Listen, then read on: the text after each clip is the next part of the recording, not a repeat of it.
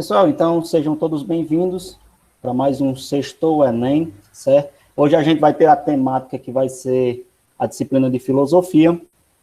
Nós já estamos com o nosso palestrante aqui na sala, o professor Anderson Diego, um professor muito bom da cidade do Iguatu, que vai passar os conhecimentos que ele tem para vocês, tá bom? Eu vou só fazer um aparato aqui do que vai ser esse nosso cronograma do Sextou Enem, tá bom? O Sextou Enem já é um projeto que vem desde o ano passado e que está dando certo, está dando muito proveito para a nossa escola e a gente decidiu manter, certo? Então, venha embarcar nesse sonho rumo à universidade. Agora eu vou passar a fala para a professora Mônica, ela que ficou responsável pela abertura, certo? E desejar uma boa-vindas a todos, certo? Mônica, pode ficar com a fala e fazer uso da sua fala.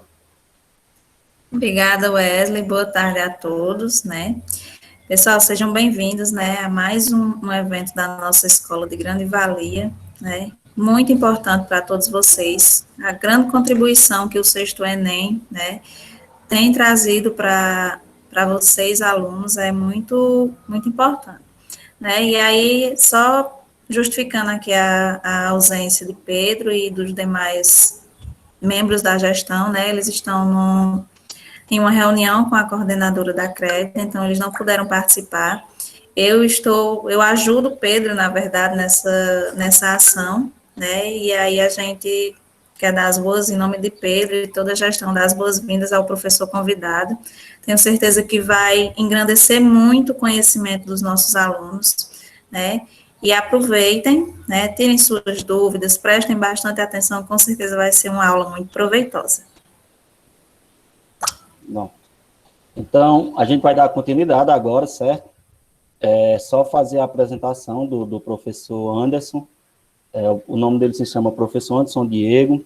Ele também é graduado em História pela UCA, é especialista em História do Brasil e também está se especializando para o Instituto Federal em Educação. Então, a gente deseja a ele boas-vindas, certo? E passo agora a palavra para o professor, o qual vai fazer uso da fala, e vocês aproveitem, tirem o máximo do professor, que é um excelente professor, e após a fala do professor Anderson, a gente abre espaço para perguntas, dúvidas, questionamentos, a fala com vocês, tá bom? Então, professor Anderson, seja bem-vindo, pode ligar seu microfone, a câmera, o espaço é seu. Muito obrigado, Wesley. Vocês estão me ouvindo bem? Dá para dar alguma... Sim, Anderson, estamos ouvindo bem. Tudo ok, né? Tudo ok. Pessoal, primeiramente, boa tarde, né, a todos e a todas, né?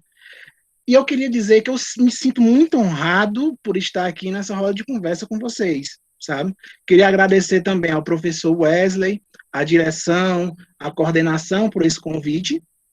E como o Wesley falou, me chamo Anderson Diego Feitosa, sou graduado em História pela Universidade Regional do Cariri e tenho pós-graduação em História do Brasil pela mesma universidade. Pessoal, sobre o tema que eu queria tratar hoje, tanto o professor Wesley quanto a equipe pedagógica me deram total liberdade para a escolha. E eu fiquei pensando, o pessoal do terceiro ano já está às portas da universidade, né? E vocês também estão com o Enem aí em vista. E eu decidi falar com vocês sobre um tema bastante recorrente, principalmente nesses últimos Enems, que é a democracia e cidadania. Só para vocês terem ideia, o tema democracia e cidadania, em um levantamento feito pela aquele grupo educacional, né, voltado ao ensino superior, Estácio, ele fez um levantamento com Enems de 2009 a 2018. Desses Enems que eles levantaram, eles fizeram o levantamento, 14 questões foram somente sobre esse tema. Quer dizer que em 10 edições do Enem, teve 14 questões sobre democracia e cidadania. Mas não foi só o Enem, só o vestibular, enfim, só a relevância em provas do Enem que me fizeram escolher esse tema. Esse tema é bastante atual, principalmente no mundo pós-2016. Principalmente se a gente levar em conta esses últimos acontecimentos, desses últimos anos. Nós estamos no meio de uma pandemia global, né, a crise do coronavírus, mas também estamos no meio de outra crise, que é o derretimento da democracia no mundo. Mesmo as democracias mais consolidadas, como a inglesa, a francesa e a americana, eles estão vivendo num momento de crise. Suas instituições, as instituições democráticas como um todo, elas não estão resistindo ou estão, assim, demorando ou tendo dificuldades de resistir a essa onda de fascistização que está varrendo o globo terrestre, sabe? Onde políticos e governantes ligados a correntes políticas mais extremadas atacam constantemente todas as instituições democráticas possíveis, né? Nós tivemos o caso do Donald Trump, né, que desembocou na invasão do Congresso americano nesse ano, né, no comecinho desse ano. Nós temos na França a Marine Le Pen, que ela é filha de um conservador extremista lá da França também, que toda eleição ela periga ganhar, sabe? E na Inglaterra, no Reino Unido, temos a figura do Boris Johnson, mas esse deu uma moderada nos discursos, né, de uns tempos para cá. Mas também temos casos, pessoal, dessa fascistização ou dessa guinada à direita, à ultradireita, que está botando em risco a democracia, na Hungria, com Viktor Orbán, na Turquia, com Erdogan, né? Na Índia, com o Modi, que é o primeiro-ministro da Índia, né? E o Brasil também, nesses últimos tempos, principalmente nesse ano em específico, nós estamos num estado que periga, que as nossas instituições estão em perigo, não é somente por causa de um candidato ou um pretenso candidato. Não, as instituições brasileiras estão em perigo, esse perigo é real, infelizmente, né? É por isso da importância desse tema escolhido para esse debate. Eu espero que vocês gostem, eu espero que eu faça uma boa explanação, que tenhamos um bom diálogo. E vamos seguir. Wesley, pode passar. Pessoal, eu estruturei minha apresentação em 3 tópicos principais. A primeira vai falar sobre a origem e a etimologia do termo democracia, né? Vamos relembrar as aulas de história e de filosofia, acho que no primeiro ano, né? Quando vocês trabalham a filosofia e a história grega, né? Vamos falar um pouquinho sobre a democracia no Brasil e eu vou tentar debater aqui com vocês os limites da democracia, tanto aqui no Brasil como no mundo, né? Que já essa fala inicial já deu um pouquinho um pouquinho de explanação sobre esse último tópico. Por favor, Wesley. Pessoal, prestem atenção nessa imagem aí. Vai ser bastante interessante para a discussão no próximo slide. Democracia, etimologia e origem. Pessoal, a democracia vai surgir na Grécia entre os séculos 6 e 5, a partir das reformas feitas por Clístenes. Ele reformou o sistema político e adotou esse sistema democrático. Ele juntou 2 palavras gregas, que é demos e kratos. Para quem jogou God of War, a origem do nome do personagem principal é esse mesmo. Demos vem de povo, kratos de poder e autoridade. O que foi que essa reforma de Clístenes fez? Desenvolveu um sistema onde todo cidadão da polis grega, da polis Atenas, tivesse direitos políticos, tanto de votar e ser votado, tivesse voz, para decidir o destino, decidir a economia, decidir a infraestrutura, debater problemas da polis. Pode passar, Wesley. Mas essa democracia, como funcionava essa democracia ateniense? Era igual à nossa democracia hoje, esse sistema democrático que nós vivemos hoje? Não, não é. Porque a democracia ateniense, ela tinha uma participação extremamente restrita. Como eu falei, na democracia ateniense, era o cidadão, né, esse ser da polis, que detinha o poder político, podia votar e ser votado. Mas quem era esse cidadão? Era somente homens livres, né, nascido em Atenas e filhos de pais atenienses. Quer dizer, pessoas nascidas na poli, pessoas filhas de pessoas nascidas na poli e ainda do sexo masculino maior de 18 anos. E livre. Não poderia ter sido escravo, não poderia ser escravo nem nada. Pessoal, esse sistema excluía o grosso da população ateniense, que eram as mulheres, os escravos e os imigrantes. Esses homens, esses cidadãos, se reuniam na ágora. O que era a ágora? Agora você lembra daquela imagem do primeiro slide. A ágora era o centro político, jurídico e econômico da polis grega. Era lá onde os cidadãos se reuniam, era lá na ágora onde os cidadãos votavam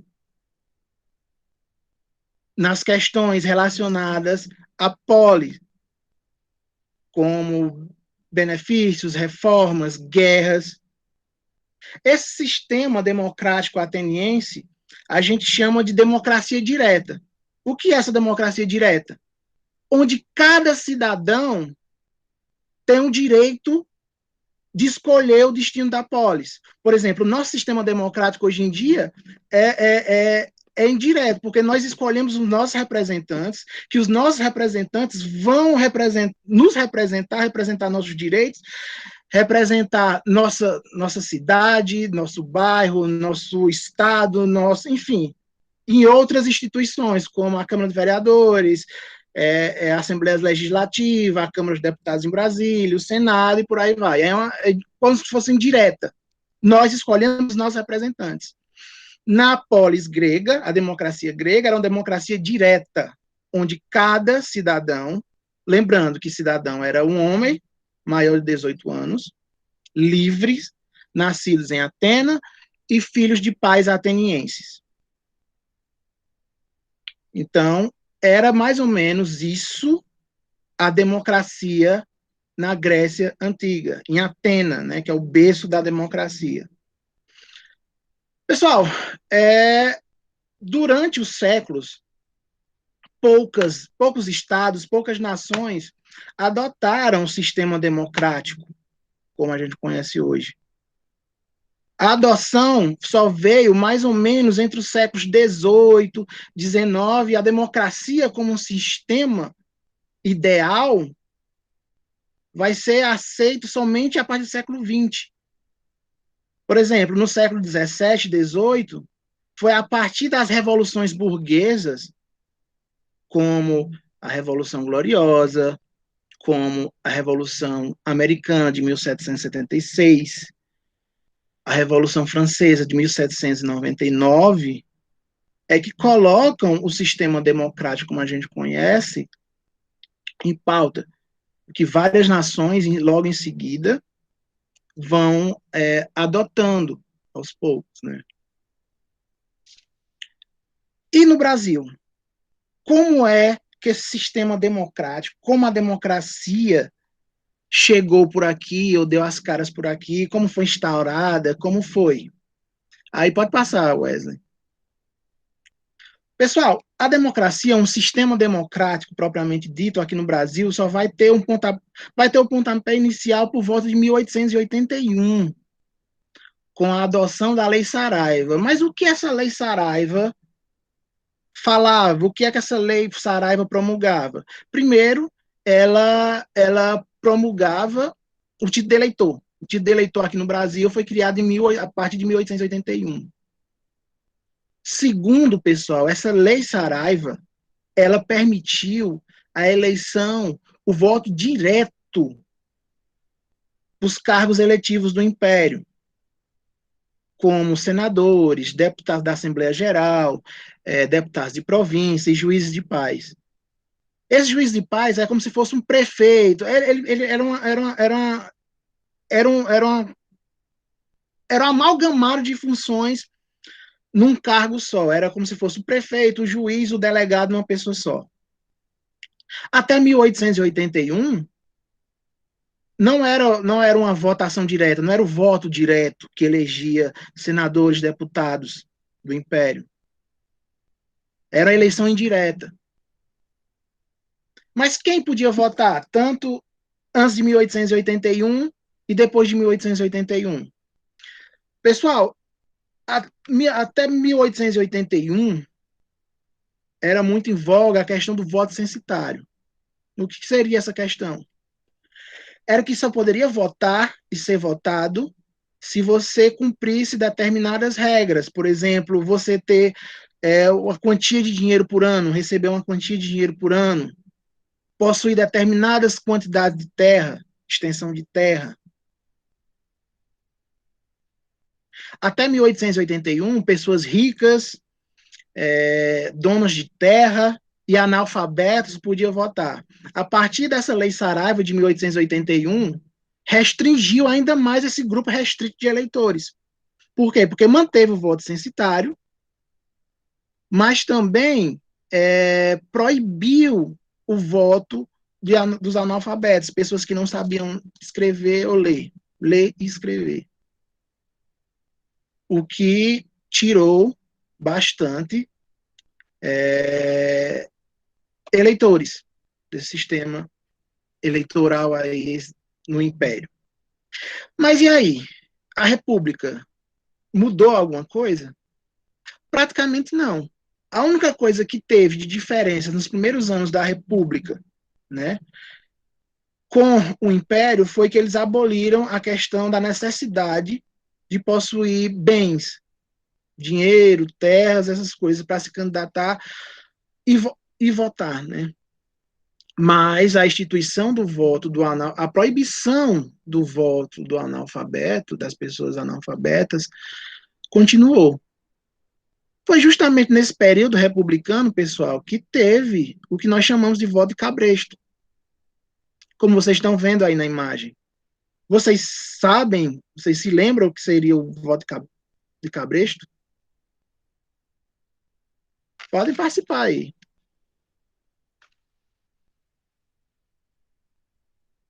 Não? E o que seria o voto de cabresto? Vocês se lembram?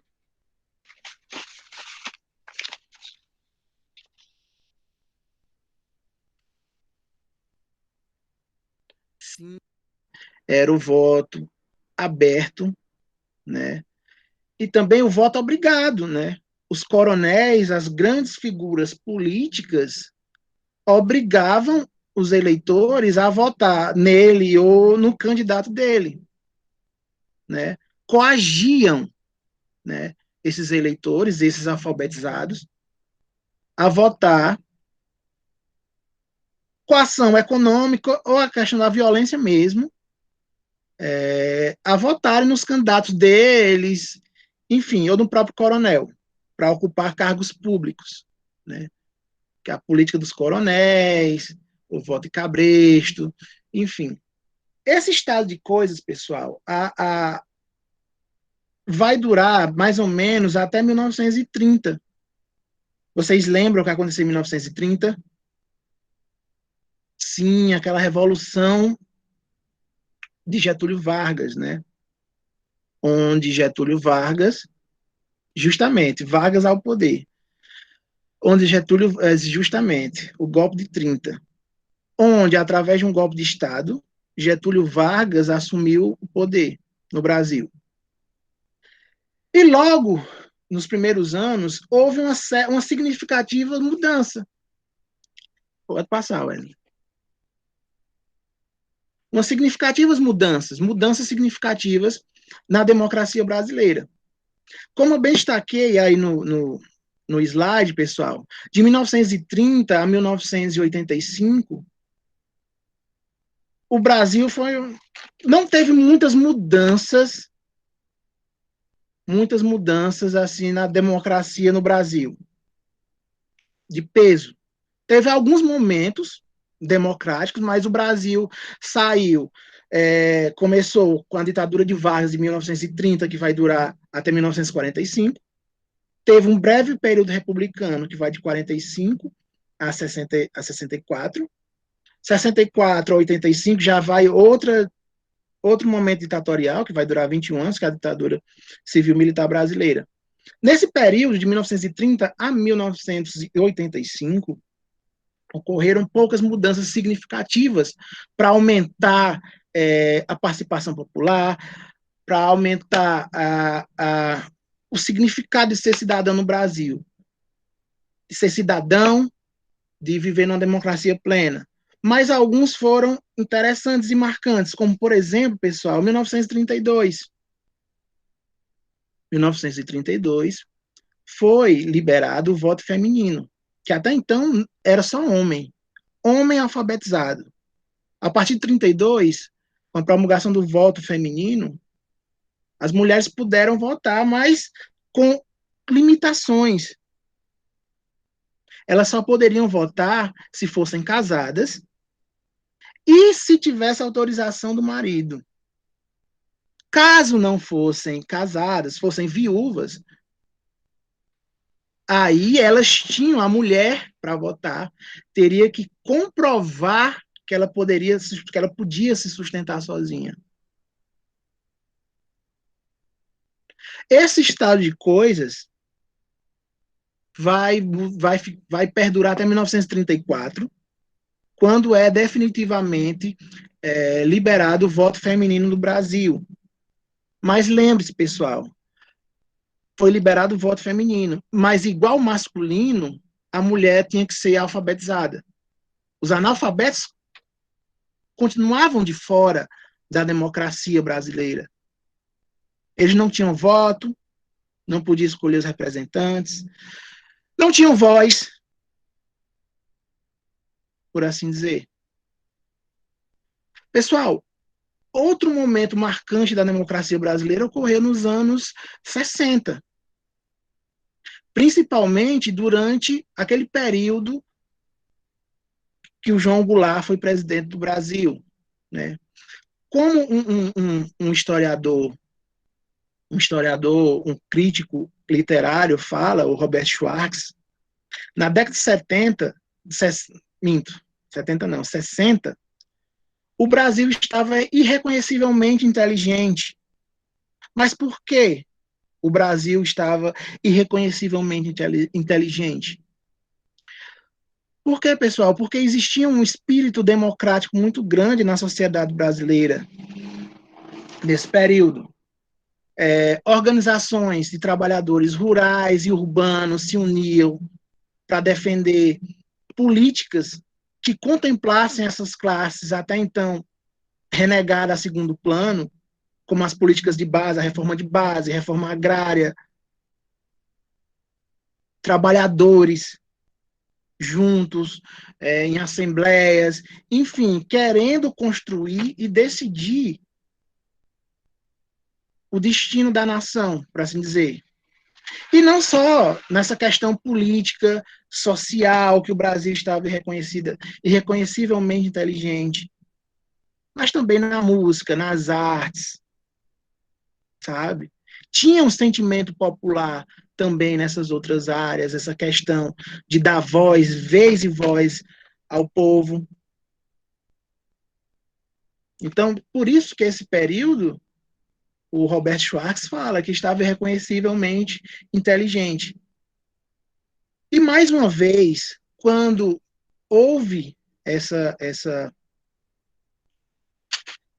respiro democrático no Brasil, que durou poucos anos, de 45 a 64, né, quando as pessoas começavam a ir às ruas para defender seus direitos, para querer dar vazão à sua voz, às suas necessidades, os seus projetos, veio a ditadura civil-militar, que nos relegou 21 anos, né, de retrocessos, mas também teve algum avanço, principalmente na questão universitária, mas geralmente foi um período de retrocesso.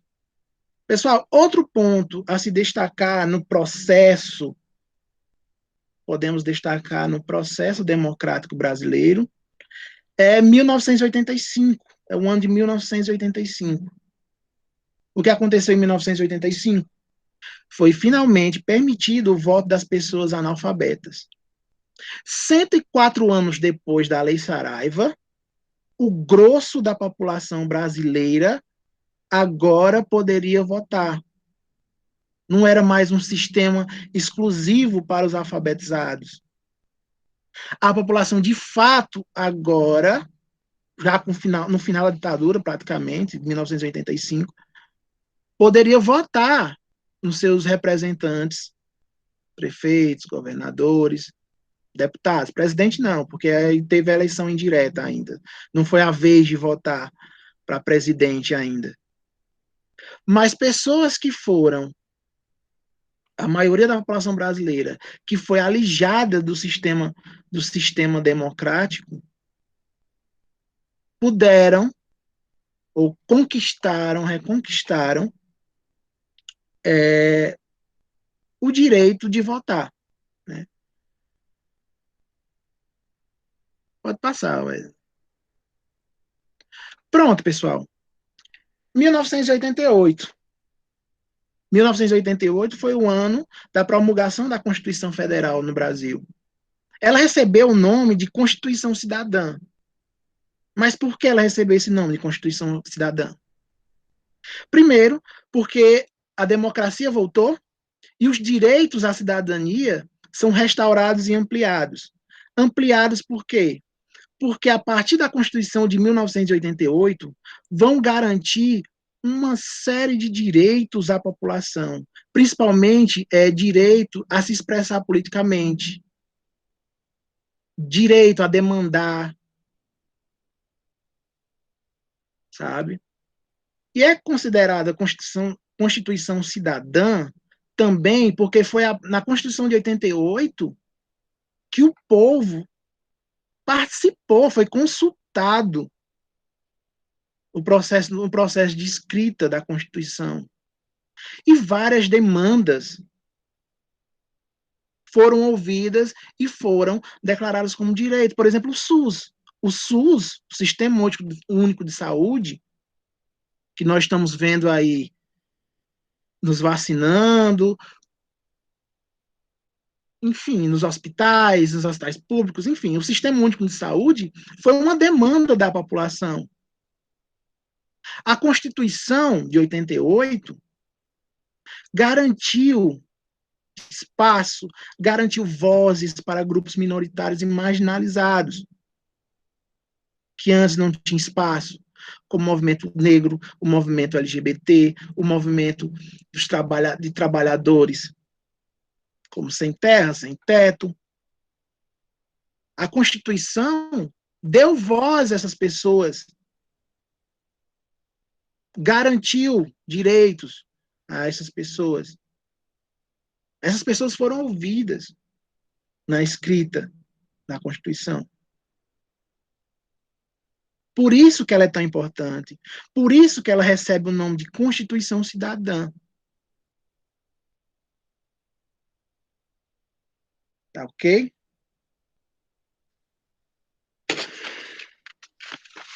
Wesley, pode passar. Agora, pessoal, quero falar um pouco mais sobre os limites democráticos que nós estamos vivenciando, tanto no Brasil como no mundo. né, diante do cerceamento democrático.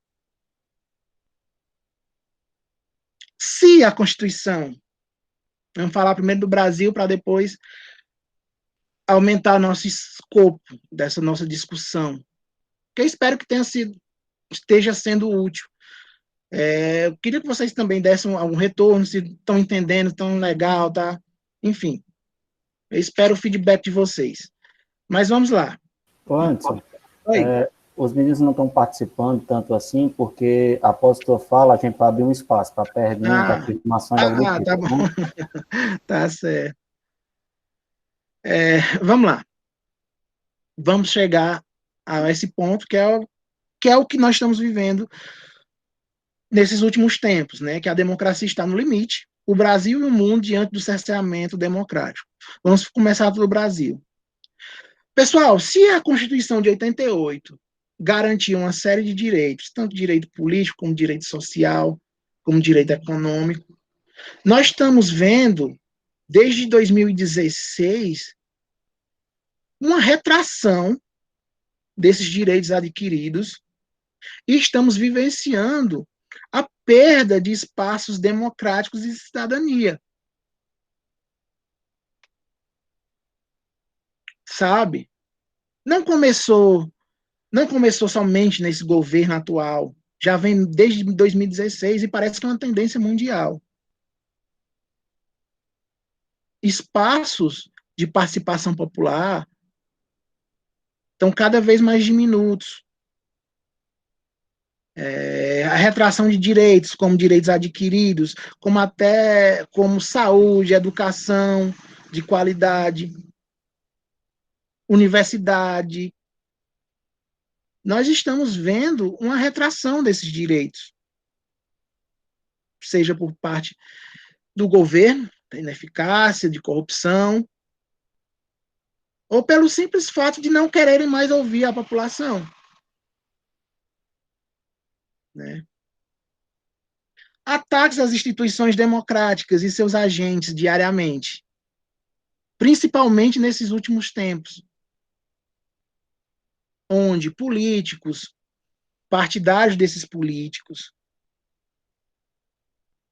estão atacando as instituições e esses espaços democráticos, colocando em xeque esses espaços democráticos. Isso nós temos que atentar e defender esses espaços, porque não são espaços que demandou muita luta para nós conseguirmos. O voto, a participação popular, a Constituição de 88, foi uma luta muito grande. E estamos vendo aí a cada dia se esvair. Por quê? Porque todo dia, quase todo dia, essas instituições, os nossos direitos, esses espaços democráticos estão sendo atacados. Discurso de ódio contra minorias e adversários políticos. Isso é um dos sintomas do cerceamento democrático. Isso é um dos sintomas. Isso só falar em Brasil. Esse fenômeno global é preocupante. É preocupante. Porque, como eu falei no começo da apresentação, democracias antes consolidadas estão sendo destruídas praticamente. Por exemplo, quando um adversário não reconhece uma derrota política e incita as pessoas a atacarem as instituições, a desacreditarem nas instituições, é preocupante, porque é como se fosse um efeito cascata. E como é que eu posso dizer? E está se espalhando. Pode passar, Wesley. E tem uma frase muito interessante que fala justamente isso.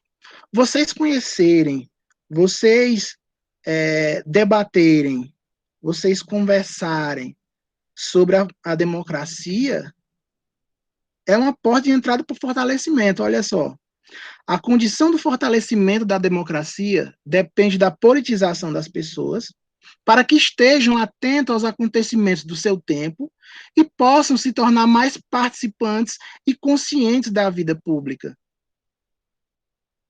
Vocês, pessoal, vocês que estão aqui, vocês que vão já entrar na faculdade, vocês que vão fazer o Enem para entrar na faculdade, vocês têm que estar atentos aos acontecimentos do nosso tempo também.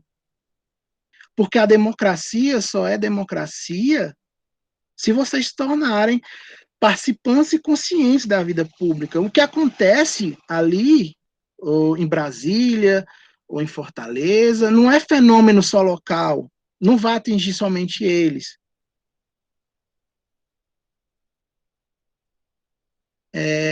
Vai atingir vocês também. Vai atingir vocês também, em algum grau, em algum modo. Acho que tem uma pergunta aqui no chat. Eu não eu sou novo em mexer nisso aqui. Considerando essa informação, podemos dizer que o povo contribuiu para o enfraquecimento democrático? Sim, e não ao mesmo tempo. Porque, vejamos, se as pessoas não conhecem ou não têm possibilidades de participar do espaço democrático, de discussão, essas coisas, enfraquece mesmo. Mas não é culpa do povo. Porque às vezes eles não sabem nem o próprio direito que tem de estar ali, naquele espaço democrático, não sabe que eles têm direito de ir na Câmara dos Vereadores, por exemplo, falando uma coisa mais micro da gente. Às vezes as pessoas não sabem que têm direito de acompanhar as sessões da Câmara dos Vereadores, ou de mandar mensagens, e-mails para os seus deputados, cobrando ações. Tipo, muitas pessoas, a maioria das pessoas tratam o espaço democrático como se só fosse aquele espaço eleitoral. Só votar, pronto. Não tem a noção, ou eles são treinados a não ter essa noção que a democracia vai muito além do voto. Entendeu?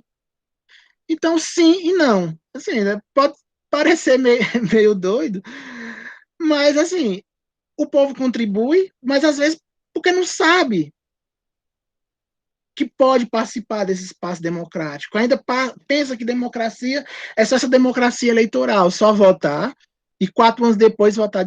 4 não, e 2 anos depois votar de novo, porque que é mais ou menos o tempo entre as eleições, né? Tem eleição para presidente e governador, depois, 2 anos depois, para vereador e prefeito.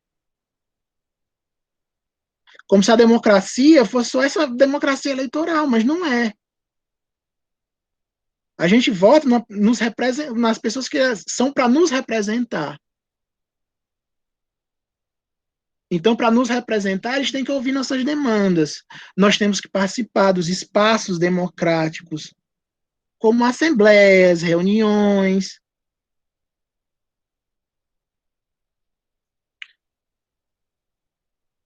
Mais ou menos isso.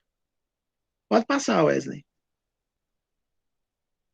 Pessoal, aqui foi uma bibliografia básica e alguns vídeos recomendados, né, para vocês, né, que eu usei na feitura desses slides, na apresentação como um todo, que é o José Murilo de Carvalho, né, historiador, Os Bestializados, o Rio de Janeiro, a República que não foi, muito interessante. Outro livro interessante é esse, do Levitsky e do Ziblatt, Como as Democracias Morrem. Esse, acho que eles tratam a democracia americana. Eles falam do exemplo americano, mas pode-se levar em considerações gerais no que está acontecendo no mundo. que o que está acontecendo nos Estados Unidos é um reflexo do que está acontecendo em escala global. Esse livro, Brasil, uma biografia, né, da Lilia Schwartz e da Heloísa Starling. O canal Meteoro Brasil, se vocês tiverem como assistir, acesso à internet, vocês olhem, que é muito interessante. E ele tem um vídeo muito interessante, que é A Morte da Democracia, os estágios de luto, né? Pessoal, e se vocês gostam de podcast, né, essa mídia nova que está aí, está bombando, principalmente durante essa pandemia, eu recomendo esse episódio do Politiquês, né, que é a democracia no Brasil e no mundo, justamente com essa Heloísa Starling, essa autora do Brasil, uma biografia. Pessoal, foi sugerido pelo professor e pela equipe pedagógica da escola que eu fizesse uma questãozinha com vocês. Pode passar, Wesley. Que é justamente essa. Eu escolhi uma questão da Universidade Federal de Uberlândia, né, no vestibular 2018, que ela trata muito bem isso que eu falei no começo, nessas minhas falas iniciais, né, até agora. Vocês reconhecem essa personagem? Vocês já viram em algum livro? Conhecem essa personagem? Isso mesmo, é a Mafalda. Muito bom, né? Pois, pessoal, prestem atenção aí na imagem, que eu vou ler a questão para vocês, vou dar as alternativas e vocês me respondem, tá bom? Prestem atenção na imagem e me escutem. A personagem Mafalda, do cartunista Quino, está reagindo à primeira definição de democracia nessa charge. Tal reação é oportuna pela diversidade de desdobramentos e pelo uso que a democracia foi e está sendo utilizada ao longo dos séculos, mesmo passando tanto tempo desde a primeira definição de democracia, algumas afirmações permanecem válidas. Pode passar, Wesley. A primeira opção é, letra A, a democracia deve ser estabelecida pela igualdade jurídica nas eleições, uma segurança pública militarizada e o nacionalismo integral e ultranacionalismo. B. Em um sistema democrático, o poder pode ser atribuído com base em eleições livres, em que ocorra a participação política ampla e a concorrência justa pelos cargos eletivos. Opção C. Em uma democracia liberal, o governo eleito expressa a vontade do povo e, para isso ser possível, esse governo deve possuir poderes ilimitados sem regulação. E letra D, a democracia deve ser estabelecida com um braço forte do Estado para permitir uma pessoa ou um grupo o poder político necessário para se conduzir ao país ao progresso. Se vocês fossem responder essa questão baseado naquela charge da Mafalda, qual alternativa vocês escolhiam? Qual é a alternativa certa que vocês acham? Pela explanação de hoje, pelo entendimento que vocês têm do que eu falei hoje.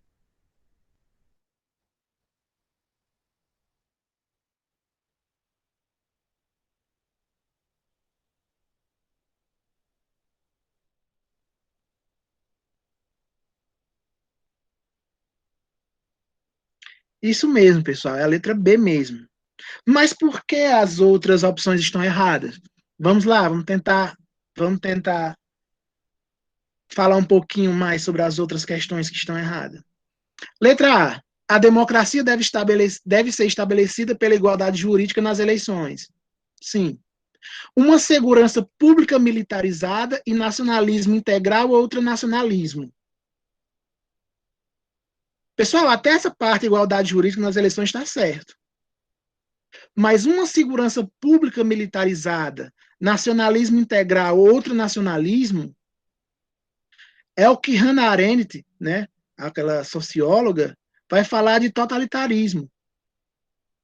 Tirando a igualdade jurídica nas eleições, segurança pública militarizada, nacionalismo, ultranacionalismo, são traços de regimes totalitários, como o regime nazista e o fascista italiano. Letra C. A letra B é a resposta correta. Letra C. Em uma democracia liberal, o governo eleito expressa a vontade do povo. E para isso ser possível, esse governo deve possuir poderes limitados sem regulação. Não. Um governo com poder ilimitado e sem regulação, poderes ilimitados e sem regulação, justamente, é o que caga, é a tirania. Ou uma monarquia absolutista, por exemplo. Mas é uma tirania. Nenhum chefe de Estado, chefe de governo, deve ter poderes ilimitados sem regulações. Então se torna uma tirania. A última alternativa. A democracia deve ser estabelecida com o braço forte do Estado para permitir uma pessoa ou a um grupo o poder político necessário para se conduzir o país ao progresso. Essa daí está toda errada. Pessoal, essa daí está toda errada. Isso, o que essa letra propõe, é uma ditadura, onde o braço forte do Estado, né, o Estado centralizado, para permitir a uma pessoa, um líder, um Führer, né, como na Alemanha nazista, um Duce na Itália fascista, ao grupo político, de poder político necessário para conduzir o país ao progresso. Vai conduzir o país a uma ditadura, um Estado totalitário. Por isso que essa alternativa está toda errada mesmo aí. Pelo menos as outras, a pessoa tirava um trechozinho ou outro, estava certo, mas daí está toda errada. Pessoal, era isso. Eu espero que tenha sido algum proveito aí para vocês, né? Espero que tenham gostado. Qualquer coisa, qualquer dúvida, eu estou aqui. Tem meu contato no início do slide, meu e-mail, qualquer coisa, qualquer dúvida, qualquer reclamação. Ei, gordinho, tu não explicou direito, não. Você pode falar comigo, viu? Qualquer dúvida, eu estou aqui para ajudar vocês. Valeu, Wesley. Obrigadão pela oportunidade. Queria agradecer a direção e a equipe pedagógica da escola, viu? Foi muito massa. Eu espero que realmente tenha tido algum proveito para os meninos. Sim, Qualquer coisa. Foi ótimo. Anderson, esse é o momento do feedback, certo? Seguindo nosso cronograma aqui.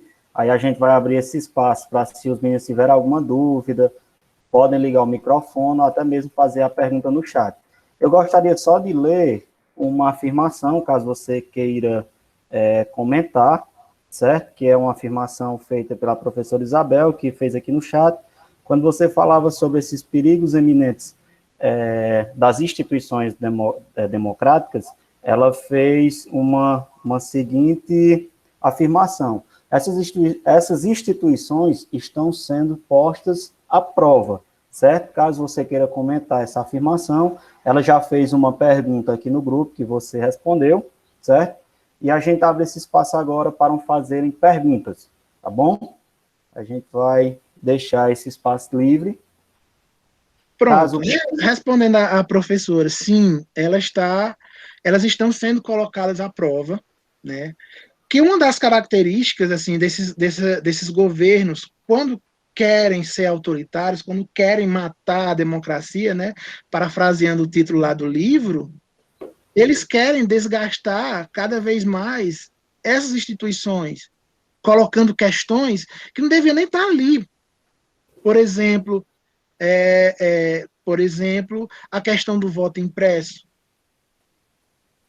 sabe? Questionar, mudar o sistema eleitoral um ano antes de uma eleição, sem conversa, sem debates com a população também, sabe? Elas são colocadas a provas e são colocadas a desgaste também, né, nessas questões. Mas essa colocação sua é certeira. Ela é colocada à prova. Mas, infelizmente, se não houver uma consciência da população e desses espaços democráticos, um dia a instituição não vai aguentar.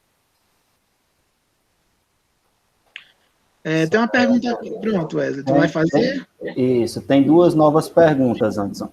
A primeira pergunta é da aluna Ellen, que diz o seguinte: o senhor pensa que o Brasil possa passar por um novo período ditatorial? E a segunda pergunta, já vou ler logo, que é da aluna Maria Vanessa, que ela diz o seguinte: voto impresso é o que o presidente atual quer fazer, ou seja, o Bolsonaro?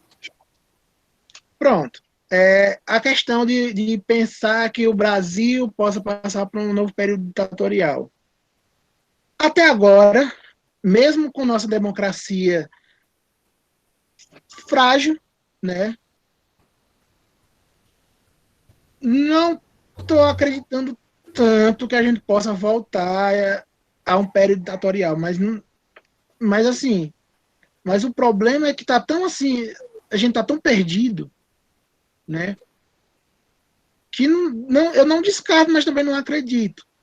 Eu acho que ainda as instituições como o STF, o Senado e a Câmara, né, eu acho que ainda o perigo de uma nova ditadura está um pouco longe, mas não sei como é que vão se desenrolar. É por isso que aquela última frase do slide é tão importante para vocês, para a gente. Você, eu, nosso colega do lado, nossa rua, porque depende da nossa politização. Não estou falando politização partidária, não. Mas saber nossos direitos, saber nossos deveres, saber nos posicionar. Depende da politização das pessoas para que estejam atentas aos acontecimentos de seu tempo e possam se tornar mais participantes e conscientes da vida pública.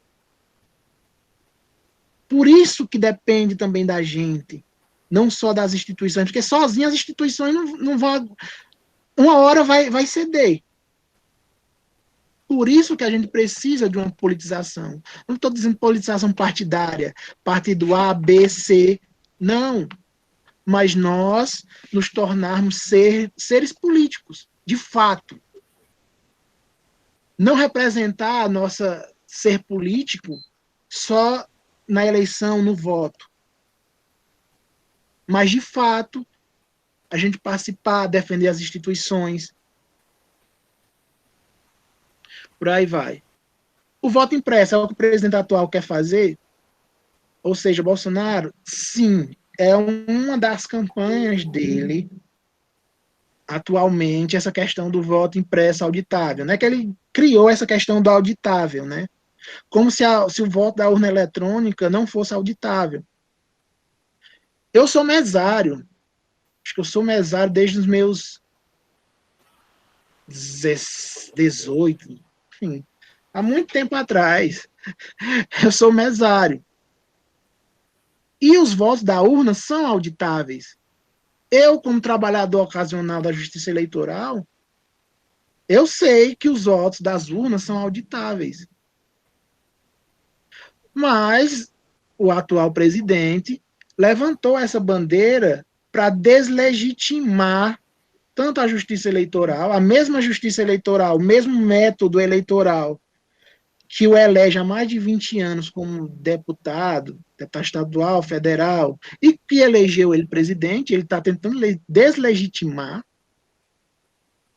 para tentar esse voto impresso, mesmo sendo derrotado tanto na Câmara, e se passasse na Câmara e ia ser derrotado no Senado, ele ainda continua com essa ideia, esse plano, né?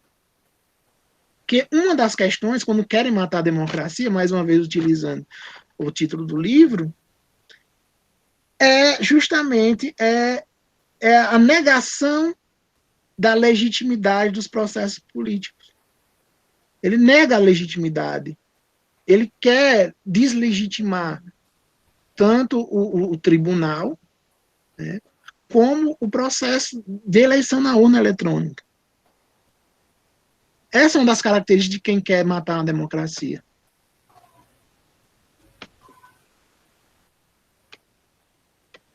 Ótimo.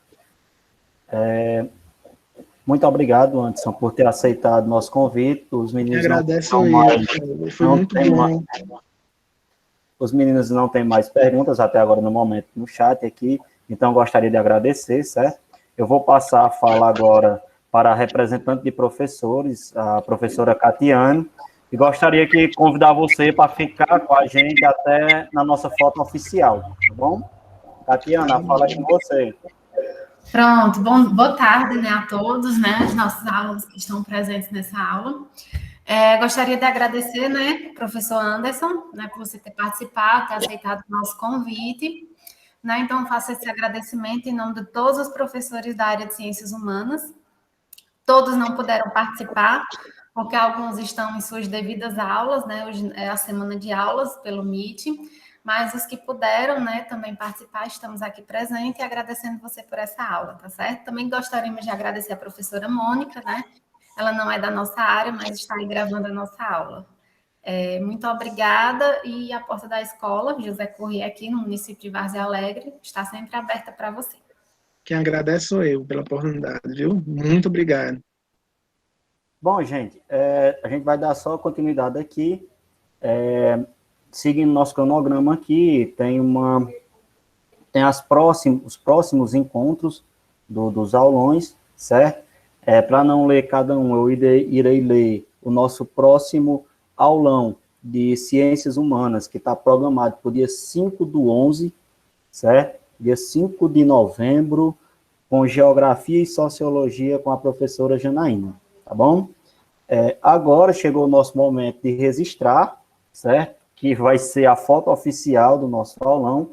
Então, eu peço que vocês liguem a câmera de vocês, dê aquele belo sorriso, para a gente registrar esse momento bem bacana, tá bom? Então, vamos liberando as câmeras aí. É bom que faz tempo que a gente não vê o rosto de vocês, a gente começa a ver, todo mundo sorrindo. Tá bom?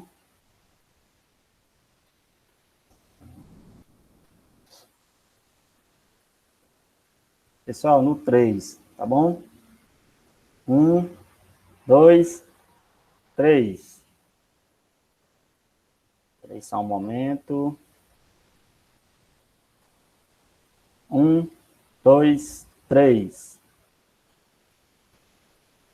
Pronto. E para concluir, pessoal,